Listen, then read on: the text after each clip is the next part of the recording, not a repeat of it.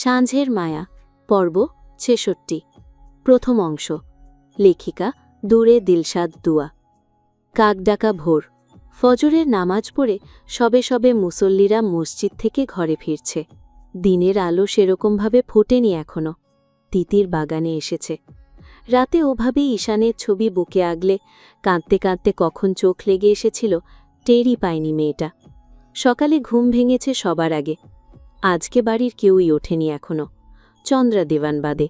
সে বরাবরই আজানের সঙ্গে সঙ্গে ওঠে। সদর দরজা খুলে বের হবার সময় বৃদ্ধার ঘর থেকে তেলোয়াতের আওয়াজ কানে আসছিল। রাতের দিকে এক পশলা বৃষ্টি হয়েছে বোধহয়। ঘাসগুলো ভেজা ভেজা, মোমের মতো নগ্ন পা দুখানা ছুঁয়ে যাচ্ছে সেই সিক্ত সবুজ ঘাসগুলো। ঝিরিঝিরি বাতাস বইছে। তিতির মাথার ওপরে ওড়নাখানা নামিয়ে দিল। খোপা আলগা করতেই ঝরঝরে চুলগুলো পিঠে ছড়িয়ে গেল। তমা বুটা রাতে চোখের পাতা এক করতে পারেনি। সকালের আলো হতেই বরাবরেরই, দিনের আলো ফুটতেই বারান্দায় এসে দাঁড়িয়েছে। তিতির বরাবরেরই ভোরভোরই ঘুম থেকে ওঠে। তবে বারান্দা থেকে ওদিকে দেওয়ানবাড়ির সীমানায় তিতিরকে একা একা বারান্দায় পায়চারি করতে দেখে আর অপেক্ষা করল না মেয়েটা। বিছানা থেকে ওড়নাটা গায়ে জড়িয়ে ছুটে এলো এদিকটায়। তিতির সবেই বসেছে বেতের চেয়ারটায়। মাথার উপরে রামগাছটা ভর্তি হয়ে আছে ফলে। পাকা আমের গ্রান ভেসে আসছে নাকে। ওদিকের ছোট্ট বেতের গেটটা খুলে তমাকে এক প্রকার ছুটে এসে দেখা যাচ্ছে। অবাকই হল মেয়েটা। এত সকালবেলা ঘুম থেকে ওঠার মানুষ তমা একদমই নয়। তমা হাঁপাতে হাঁপাতে সামনে এসে দাঁড়িয়ে এক প্রকার। তিতির ইশারা করতেই পাশের চেয়ারটায় গা এলিয়ে দিয়ে এক প্রকার হড়বড়িয়ে বলে উঠল, তোকে আমার কিছু বলার আছে বারবি। হাঁপাচ্ছিস তো, রিল্যাক্স হ, শ্বাস নে আগে, শুনছি তারপর। তমা শ্বাস টানে জোরে জোরে, তারপর দ্রুত গলায় বলে, ডিভোর্স লেটারটা। পথমধ্যেই তমাকে থামিয়ে দিল মেয়েটা। মলিন মুখ করে বলল, ওটা নিয়ে কথা বলতে ভালো লাগবে না আমার এখন, থাকুক। দুদিকে মাথা নাড়ল তমা। এতক্ষণে খানিকটা শান্ত হয়েছে সে। ওটা বড় ভাইয়া পাঠায়নি, জানি আমি। ভ্রু কোচকায় তমা। গতকাল উকিল সাহেব বাড়িতে এসেছিল। এসব খবর মায়ের থেকে পেয়েছে সে। তিতিরের সাথে সামনাসামনি কথা বলবে বিধায় তখন কল বা মেসেজও করেনি। তমা ব্যস্ত গলায় বলে, কি করে জানলি? মা তো বলল সব নাকি ভাইয়ারই লেখা, স্বাক্ষর, টাইপিং স্টাইল। তো তোর কেন এটা মনে হলো যে ভাইয়া পাঠায়নি ওটা? তমা এতক্ষণে খানিকটা আগ্রহী হয়েছে তিতিরের মন বুঝতে। ঈশানের সুখবরটা না হয় ধীরে স্থিরেই দেবে। তিতির আনমনা সুরে বলল, ছোট ছোট কিছু জিনিস অন্যদের নজর এড়িয়ে গেল, আমার যায়নি তমা। ডিভোর্স লেটারই ঈশান ভাইয়ের যে স্বাক্ষর ছিল সেটা দেখে টের পেয়েছি আমি। স্বাক্ষর? কেন, সেম ছিল না? ছিল, সবই একই রকম ছিল। তাহলে? সোজা হলো মেয়েটা। তিতিরও সোজা হলো। দু হাঁটুর ওপর কনুই ভর করে সামান্য ঝুঁকে এসে উদাস গলায় বলল, অ্যালফাবেটের গরমিল। যেই স্বাক্ষর করেছে ঈশান ভাই নিজের নামের আদতে কোন অক্ষর ব্যবহার করে তা সে জানে না। ওহ, জানে না বললে ভুল হবে, এত কিছু যখন নকল করতে পেরেছে ওটাও জানত, তবে সম্ভবত অভ্যেসবশত ভুল যাকে বলে আর কি। তমার বোধগম্য হয় না কিছুই। উত্তেজিত হয়ে এগিয়ে নিয়ে আসে চেয়ারটা। বুঝলাম না। তিতির ভ্রু জোনা উঁচু করে শুধায়, ঈশান শব্দের বানান কি? ESHAN? হাসল তিতির। পুনরায় গা এলিয়ে দিয়ে বলল, আমি যদি বলি ISHAAN, এভাবে লিখলে? একই তো কথা। উচ্চারণ একই হতে পারে, বানান দুটোই সঠিক, যে যার নাম যেভাবে ব্যবহার করে আর কি, তাদের চয়েস, তাই নয় কি? তুই ঈশান বানান যেভাবে বললি তার সাথে আমারটা মিলল না, কিন্তু পার্থক্য বেশি নয়, কিন্তু একটা অক্ষরের, ই আর আই। যেই কাজটা করেছে ঝোঁকের বসে এখানেই ঝামেলাটা করে ফেলেছে। ঈশান ভাই নিজের নামের সই লেছে আমি যেভাবে বললাম, অথচ কাগজে সই করা ছিল তুই যেভাবে বললি, অর্থাৎ ESHAN এভাবে। একটা মানুষ নিজের নামের সই কখনো গোলমাল করবে না, কক্ষনো না। তমা হতবিভবল হয়ে তাকিয়ে রইল। মুখটা হাঁ হয়ে গিয়েছে। চোখ গোল গোল করে আশ্চর্য গলায় বলল, তুই কি ডিটেকটিভ ভাই? ওরকম একটা মুহূর্তে এত সূক্ষ্ম বিষয়টা খেয়াল করলি কি করে, তাও নিজের নাম নয়? এক পেশে হাসল তিতির। নিজের নয় কোথায়, আমারই তো। ঈশান আরশাদ দেওয়ান পুরোটা আমার। ওইটুকু আমি খেয়াল করব না? বিয়ের কাগজে ওনার স্বাক্ষর প্রথম দেখেছিলাম আমি।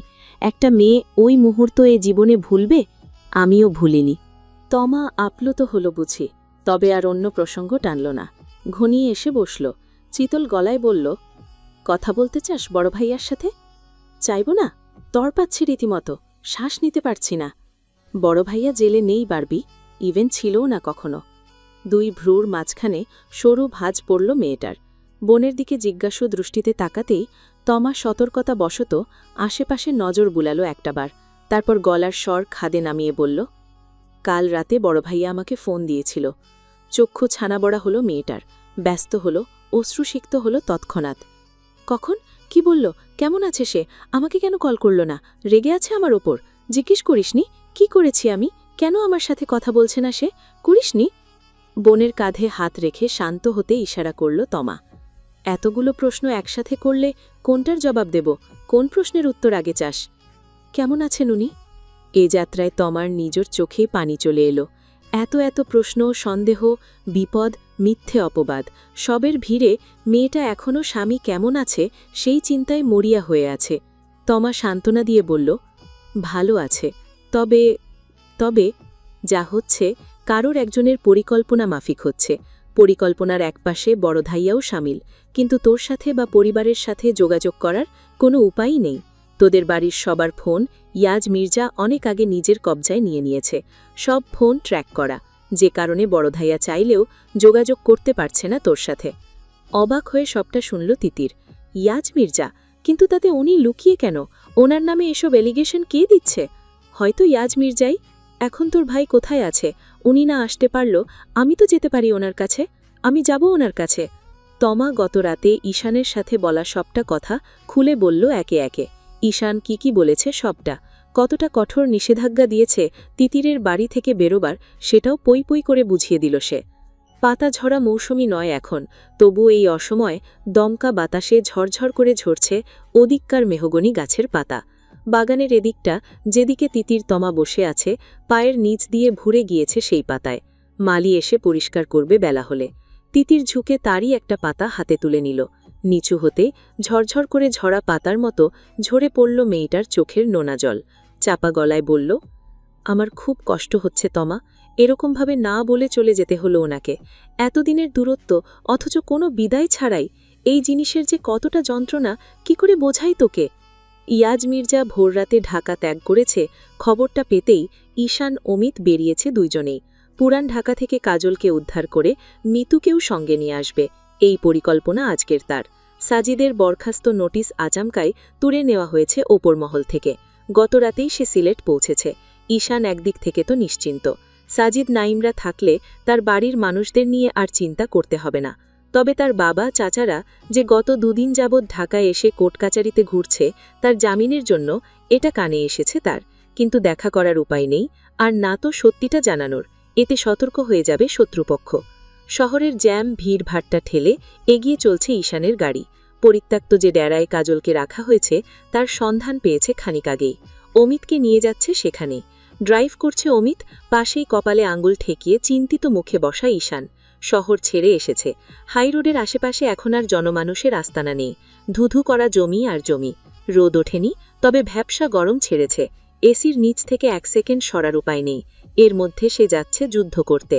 অমিত নিজেও বেশ উত্তেজিতই হয়ে আছে। ইয়াজ মির্জা নিশ্চয়ই যেন তেনভাবে কাজলকে রাখেনি, ওখানে এক দফা হয় হাঙ্গামা হবেই। অবশ্য সে প্রস্তুতি নিয়েই এসেছে তারা দুজন বললে ভুল হবে, তাদের আরও লোকজন এরই মধ্যে সম্ভবত পৌঁছেও গিয়েছে আশেপাশে। চোখ বুজে কিসব হিসেব করার মাঝেই ভাইব্রেট করে উঠল ঈশানের ফোনখানা। সিটে মাথা এলিয়ে রাখা অবস্থাতেই হাত চলে গেল পকেটে। ফোন বের করে মুখের সামনে এনে ধরতেই সোজা হয়ে বসল। বিড়বিড় করে উঠল, ফোনটা এসেছে তমার নাম্বার থেকে। তবে এবার যে ফোনের ওপাশের ব্যক্তিটি তমা নয়, তিতির, সেটা বুঝতে একটুকু দেরি হল না। বুকটা চিনচিন করে উঠল, হাসল এক পেশে। ফোনটা রিসিভ করে কানে ঠেকিয়ে জোরে শ্বাস নিল একটা। বুকটা ধুকপুক করছে, হৃৎপিণ্ড ছুটছে ঘোড়ার বেগে। সিটে মাথা ঠেকিয়ে কেমন শান্তির শ্বাস টানল ছেলেটা। ওপাশের মানুষটি চুপ করে আছে একইভাবে। আছরের আজান পড়ছে। ঈশানের এপাশে পথের আশেপাশে কোনো মসজিদ না থাকায় সে ধ্বনি শুনতে না পেলেও ফোনের ওপাশে তাদের বাড়ির পাশের মসজিদের শব্দ পেল স্পষ্টভাবে। কতদিন পর এই আজানের শব্দটাও ভীষণ নিজের লাগছে। দীর্ঘক্ষণ একটা শব্দ উচ্চারণ করল না কেউ, তবে ঈশানের ঘন নিঃশ্বাস আর ওপাশ থেকে তিতিরের চাপা কান্না দুজনেই অনুভব করে যাচ্ছে। ঈশান অসহায় হাসল। কেমন বড় একটা কাজে যাচ্ছে, কত বিপদ তাতে। এক দুটো গুলি অনায়াসে ঢুকে যেতে পারে তার দেহের নরম মাংসপিণ্ডে, ঝাঁঝরা করে দিতে পারে বুকটা। সবই জানা কথা, তারপরেও একটা বারের জন্যেও তো হৃৎস্পন্দ দ্রুত হয়নি তার, মনেই পড়ছে না সেসব কিছু। কিন্তু এই ফোন কলটা পাওয়ার পর তিতির কিন্তু একটা শব্দও উচ্চারণ করেনি, আর না তো একবারও নিশ্চিত হয়ে বলেছে সে আদৌ তিতির কিনা। কিন্তু ঈশানের অবচেতন মন ঠিক বুঝে নিয়েছে, আর বোঝা মাত্রই ঝড় তুলে ফেলেছে বুকের বাপাসটায়। একে অপরকে স্পর্শ না করে, চোখের দেখা না দেখে, এমনকি কোনো শব্দও না শুনে, শুধুমাত্র অস্তিত্ব অনুভব করেই বুকের মধ্যে যে উথালপাথাল হচ্ছে, এর নামই কি ভালোবাসা নয়? কে বলে স্পর্শে ভালোবাসা বাড়ে, চোখের আড়াল হলে মনের আড়াল হয়? ভালোবাসার যুক্তিতে এসব কঠিনভাবে মিথ্যা। দুটো রুহ ঠিক মিলে যায়, স্পর্শ দরকার পড়ে না। ওপাশ থেকে তিতিরের কান্নার বেগ আরেকটু বাড়তেই ঈশান সহ্য করতে পারল না আর, মিহি সুরে আকুল গলায় ডেকে উঠল, তিতির। জানো বউ, মাই লাভ, মিসেস ঈশান আরশাদ দেওয়ান, জান। একের পর আদুরে ডাকেও উত্তর করছে না তিতির, উল্টো ভারী হচ্ছে কান্না। ঈশান ব্যথাতুর হাসল। অমিত আর চোখে দেখছে সেসব, আর বাক রুদ্ধ হয়ে আছে। ঈশান আরশাদ দেওয়ান যে এত নরম গলায় কাউকে ডাকতে পারে তা জানা ছিল না তার, আজকে প্রথম এরকম শুনছে। খানিকটা সময় নিয়ে আরেক দফা মেয়েটাকে ডাক ছুড়ল। আর কি বলে ডাকা যায় বলতো? আমি তো এসব নেকনেম দেবার ক্ষেত্রে বড্ড কাঁচা, শব্দভাণ্ডার ফুরিয়ে এলো তো। অত্যাচারী নারী বলে ডাকব? এতক্ষণে মুখের বুলি ফুটল তিতিরের, হেঁচকি তুলতে তুলতে হিসিসিয়ে বলে উঠল, চুপ, একদম চুপ। একদম চুপ করে যাব? তিতির ফুপিয়ে উঠল, জড়িয়ে আসা কণ্ঠে ব্যাকুল হয়ে বলে উঠল, আমি আপনাকে শক্ত করে জড়িয়ে ধরতে চাই ঈশান আরশাদ দেওয়ান। বুকটা কি পরিমাণ বিদ্রোহ করছে যদি জানতেন। এসে নিজের মাথাটা এই বুকে ছুঁয়ে একটু শান্ত করে যেতে চাইতেন। এতটা ছটফট করে উন্মাদ হয়ে আপনাকে জড়িয়ে ধরার ইচ্ছে এর আগে কখনো হয়নি। আমি আপনাকে কাছে চাই, খুব কাছে, মিশিয়ে নিতে চাই নিজের সাথে, না হলে মরে যাব। আপনার স্পর্শ। তিতির শব্দ করে কেঁদে ওঠে। ঈশান এক হাতে ফোনটা কানে চেপে আলগোছে অন্য হাতটা ছোঁয়ালো নিজের বুকের ওপর। কি আশ্চর্য, তিতিরের এক একটা আকুল আবেদন একদম তীরের ফলার মতো হৃৎপিণ্ডে দিয়ে লাগছে। শরীরের রক্ত ফুটে উঠছে টকবক করে, ফুল পাওয়ারের এসিতেও ঘাম ছেড়ে দিয়েছে শরীর। ঈশানের শ্বাসপ্রশ্বাস জড়িয়ে আসে, ঘন ঘন নিঃশ্বাস ফেলে। ঈশান ভাই? ভালোবাসি তো, প্রচণ্ড ভালোবাসি। তাহলে কিসের শাস্তি দিতে এই দূরত্ব? কি ভুল করেছি আমি? এগুলো দিন আপনাকে ছুঁতে পারছি না, আপনাকে দেখতে পারছি না, এই এত এত বিপদেও মুখ ডুবানোর জন্য আপনার বুকটা পাচ্ছি না, ওই শরীরের ঘ্রাণ টানতে পারছি না। যে ভুলই করি না কেন, এইটুকু শাস্তি কি যথেষ্ট নয়? আর তো পারছি না। ঈশান বুঝে নেয় সিক্ত চোখ দুটো। কত দিন পর কথা হচ্ছে, কত কথাই তো বলার ছিল, কিন্তু সেসব ভুলে শুধু নিশ্চুপ মনোযোগী শ্রোতা হয়ে শুনে যেতে ইচ্ছে হচ্ছে তার বোকা বউটার ব্যাকুল কণ্ঠস্বর। কি এক যন্ত্রণা! এতদিন ধরে মরুভূমির মতো পানিশূন্য হৃদয়টা আচমকাই ভিজিয়ে দিল এক পশলা প্রেম বৃষ্টি। এপাশ থেকে কোনো উত্তর না পেয়ে উতলা হলো মেয়েটা। কি করেছি আমি, সেটা তো বলবেন নাকি?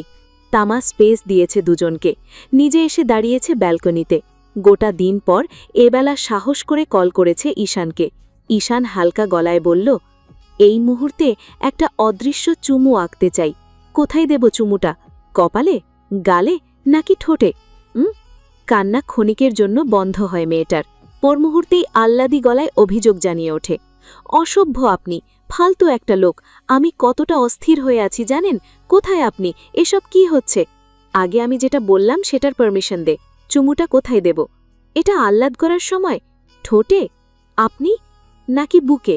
ফালতু। অন্য কোথাও চাস? আমি কিন্তু। চেঁচিয়ে উঠল তিতির। ঈশানের লাগাম ছাড়া কথাগুলো থামাতে বলল। ঈশান শব্দ করে হেসে ফেলল এ যাত্রায়। ইস, কি যে প্রশান্তি! এমন শান্তি আর কোথায় গিয়ে মেলে তার? তবে সিরিয়াস হলো এবারে, স্বাভাবিক করল কণ্ঠস্বর। আমি ঠিক আছি তিতির, শারীরিকভাবে, কিন্তু ঝামেলায় আছি এটা নিশ্চয়ই আলাদা করে বোঝাতে হবে না, তাই না? আমার অনুপস্থিতিতে কি হচ্ছে সেসব তো ফেস করছিসই, তাই না?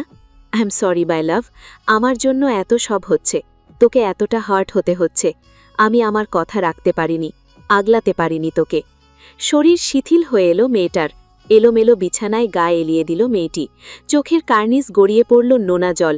ঈশান ক্ষমা চাইছে, অথচ ঈশানের এই কথাগুলোয় তিতিরের মনে পড়ে গেল নুরির কথাগুলো। তাকে আগলাতে গিয়ে ঈশান এত সব ফেস করছে। ইয়াজ মির্জা আসলে তাকে চায়, সেই জের থেকে ঈশানকে ঝামেলায় ফেলছে। ক্ষমা তো তার চাওয়া উচিত। আর কতদিন এসব? 1-2 দিন। তারপর তুই কি চাস? আপনাকে, আর শুধু আপনাকে, আর কিচ্ছু না। ঈশান মৃদু হাসল, ঠান্ডা গলায় বলল, ঢাকা আসতে চেয়েছিলি আমার খোঁজে? আসবি না কেমন? তোর বা বাড়ির কারোর এখন বাইরে বেরোনো ভীষণ রিস্কি। আমাকে কাবু করতে তোদের গায়ে একটা আঁচড় দেওয়াই যথেষ্ট। আমাকে দুর্বল হওয়ার সুযোগ ওদের দেওয়া যাবে না। বাড়িতে অপেক্ষা কর, আমি সব সামলে জলদিই ফিরব। আপনি কে বলুন তো? সবার এত কিসের শত্রুতা আপনার সাথে? কেন এসব হচ্ছে? থমকায় ঈশান। কি? সেটার জবাব কিভাবে দেবে? তিতির কি এতদিন মিথ্যা বলে আসার জন্য ভুল বুঝবে তাকে? তোর হাজব্যান্ড। তিতির দীর্ঘশ্বাস ফেলে। ঈশান ফোনের এপাশ থেকে এত কিছু কি করে বলবে সে? সন্ধ্যা হয়ে আসছে, তাদের গন্তব্যও প্রায় এসে গেছে, আর মিনিট 5-এর রাস্তা। এত সময় কোথায়? অমিত অলরেডি গাড়ির গতি স্লো করে ফেলেছে। মোড় ঘুরছে আঁকা বাঁকা রাস্তার। ঈশান বাঁ কানে ফোনটা গুজে শান্ত গলায় বলল, ফিরে বলি? এই 2 দিনের বেশি আর 1 সেকেন্ডও সময় দেব না আমি আপনাকে। বেশ, এবার রাখি। একবার ভালোবাসি বলুন, তাতে আমার লাভ কি? অনেক কিছু। যেমন অনন্তকালের জন্য আমি আপনার। বলতেই হবে? হাসল ঈশান। এক নজর অমিতের দিকে তাকিয়ে মুখের সামনে হাতটা নিয়ে গলার স্বর একদম খাদে নামিয়ে বলতে গেল, ভালোবা। ঈশানের কথাটা শেষ হয় না। বেচারা শেষ করতে পারে না কথাটা। তার আগে বিকট একটা শব্দে গাড়ি নিয়ন্ত্রণ হারালো। দূর থেকে তীক্ষ্ণ একটা আওয়াজ হলো। 1 বার, 2 বার। পরপর তাদের গাড়ির দুটো চাকায় গুলি করা হলো বোধহয়। স্যার, গাড়ি ঘোড়াও অমিত।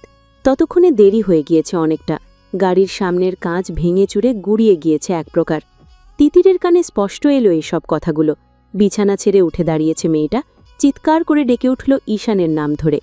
তবে আর সারা শব্দ এলো না। লাইন বিচ্ছিন্ন হয়ে গিয়েছে ততক্ষণে। 2 চাকার বেগতি অবস্থার পরেও বায়ে ঘুরিয়ে ফেলেছে গাড়িটা।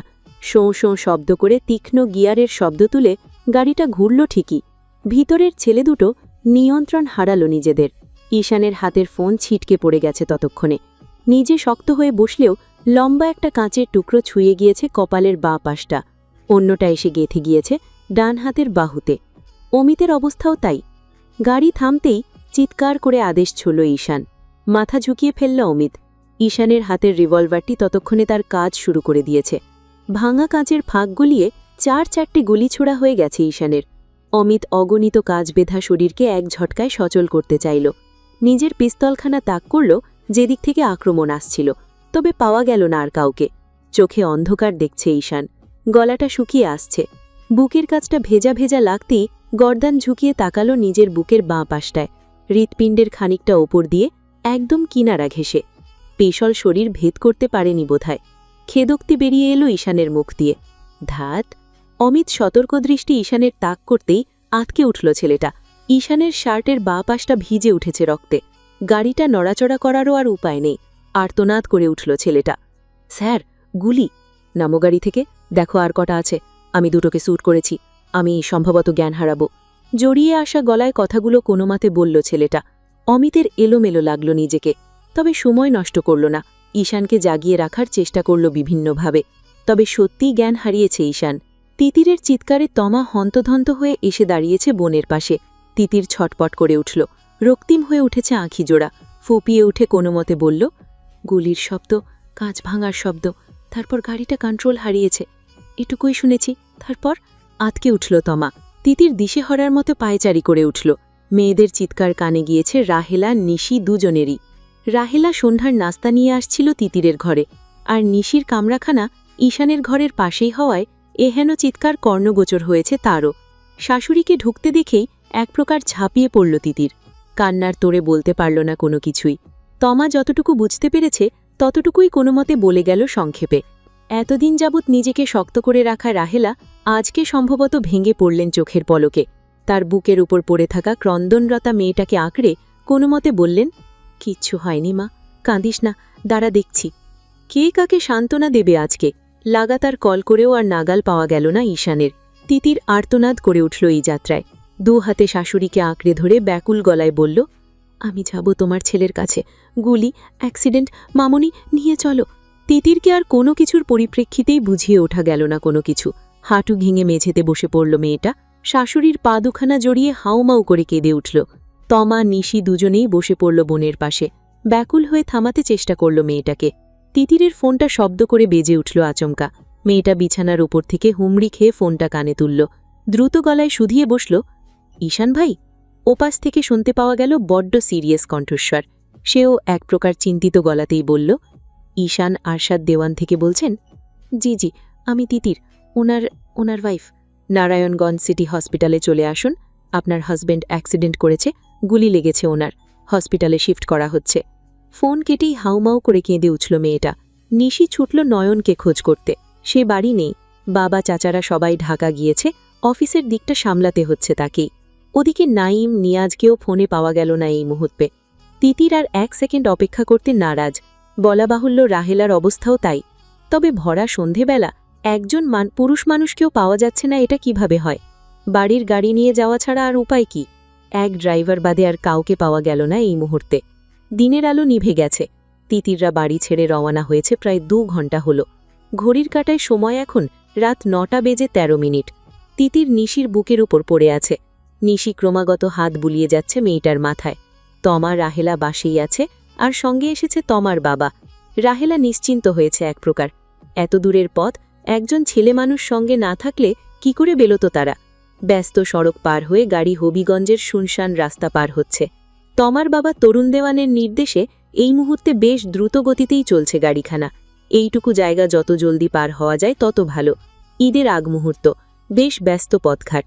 তারপরেও এদিকটা বেশ জনমানবহীন। গোটা গাড়ির ভিতরে নিশ্চুপ সবাই। ক্ষণে ক্ষণে তিতিরের কান্নার আওয়াজ পাওয়া যাচ্ছে শুধু।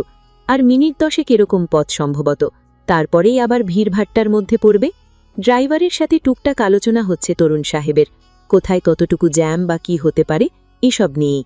আচমকা অন্ধকার পথের মাঝ বরাবর আলোর রেখা পড়তেই হন্তধন্ত হয়ে গাড়িটা থামাতে হল। পথের মাঝ বরাবর দাঁড়িয়ে আছে এক আগন্তুক। ড্রাইভার ততক্ষণাৎ ব্রেক কষতে না পারলে হয়তো একটা বড়সড় অ্যাক্সিডেন্ট ঘটিয়ে ফেলত। খোদার কাছে শুকরিয়া আদায় করল সেটা না হওয়ায়। তরুণ সাহেব ড্রাইভারকে কষিয়ে একটা ধমক বসাবে, তার আগেই ঘটে গেল যা ঘটার। কোথা থেকে হুড়মুড়িয়ে বেরিয়ে এলো কিছু লোকজন। ঘিরে ধরল পুরো গাড়িটা। কিছু বুঝে ওঠার আগেই শক্ত কিছু দিয়ে ভেঙেও ফেলল পিছনের গাড়ির কাঁচ।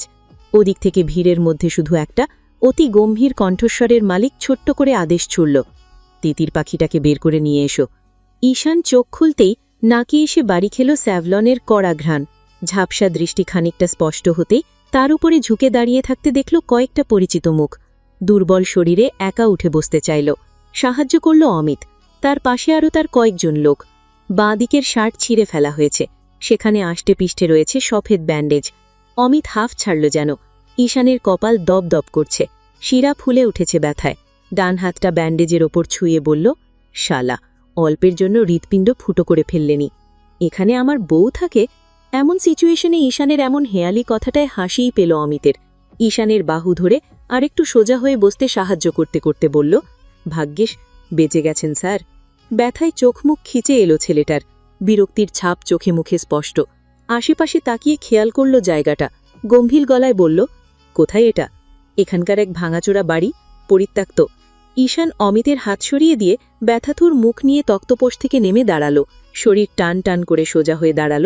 কাজের শুরুতেই এরকম ব্যাঘাত অসহ্য ঠেকছে তারই আদতে ভুল।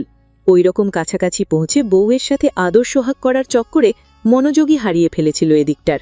বেশ রাত হয়ে এসেছে। পরিকল্পনায় জল ঠেলে দিয়েছে পুরো। এখন সিলেটের উদ্দেশ্যে রওয়ানা দেবে নাকি কাজলকে উদ্ধারে আবার ছুটবে বুঝে এলো না তার। হিসেব মতে ইয়াজ মির্জা সিলেটের উদ্দেশ্যে রওয়ানা দিয়েছে। সেই হিসেবে বিপদটা তিতিরেরই বেশি হবে। সাজিদকে ফোন দিতে তার ফোনটা অমিতের হাত থেকে নিয়ে চালু করতেই টুংটাং বেশ কয়েকটা মেসেজ এসে ভরে গেল ফোনটা। ভ্রু কুচকে মেসেজটা চেক করতেই হৃৎপিণ্ড কেঁপে উঠল তার। থরথর করে কাঁপল হাতটা। এতক্ষণে দুর্বল লাগল শরীর। ভারী শরীরটা তক্তপোষের উপর ধীর স্থিরে বসতে বসতে ছবিটায় ক্লিক করল বেচারা। ঝকঝলে তকতকে একটা বেডরুম। সফেদ চাদরের উপর নিশ্চিন্তে ঘুমোচ্ছে তিতির। তবে বেডরুমটা ঈশানের নয়। শরীর শক্ত হয়ে এলো। ভেজা অনুভব করল ব্যান্ডেজের ওপর। ছবির নিচে গিয়ে চোখে পড়ল কয়েক লাইনের খাঁটি বাংলায় লেখা একটা মেসেজ। সেখানে লেখা, তোর বউ এখন আমার বিছানায় কাতরাচ্ছে। পাখি, ঠিক সময় খাঁচা ছাড়া হয়ে গেল। এখন গোটাটা সময় আমার তিতির পাখিটাকে কোথায় রাখি বলতো? আমার বুকে নাকি বিছানায়? তুই কোনটা সাজেস্ট করিস?